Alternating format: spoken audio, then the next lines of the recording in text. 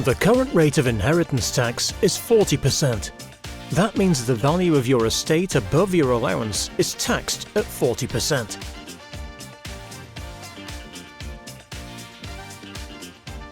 Your allowance is known as the nil rate band, which is so called because you pay no tax on that part. Look at this simple example for a married couple to understand how this works. The allowance you get, the nil rate band, is £325,000 per individual, which means for a married couple or individuals in a civil partnership, it is £650,000.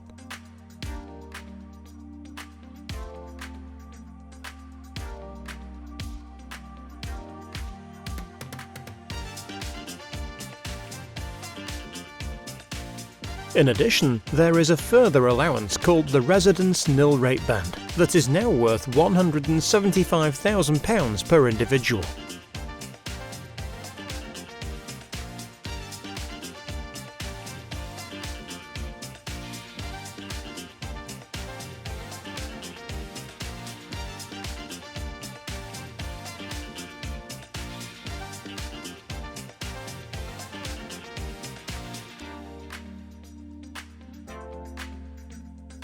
Put all this together and you have £500,000 per individual or £1 million per couple.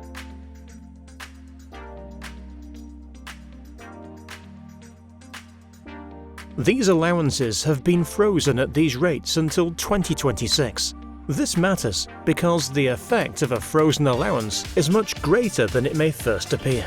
Firstly, it means people who are not currently affected by inheritance tax could be in the future. A couple with an estate valued at £900,000 today who see this rise by 50% in the next 5 years would go from having a potential liability of zero to a potential liability of £140,000. To show the true effect of the freezing aspect, think of how much the allowance should be if it rose in line with inflation every year. If you are in the bracket where you are potentially impacted by IHT, then a frozen allowance if inflation is at say 3% per year means an extra amount of just over £30,000 of tax payable, simply because the allowance has not increased.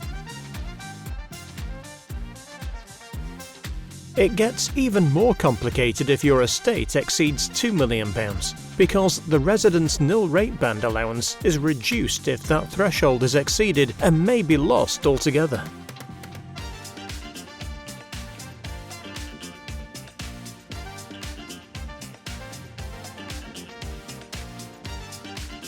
By freezing the allowance, the government has created an increased tax burden on the estate.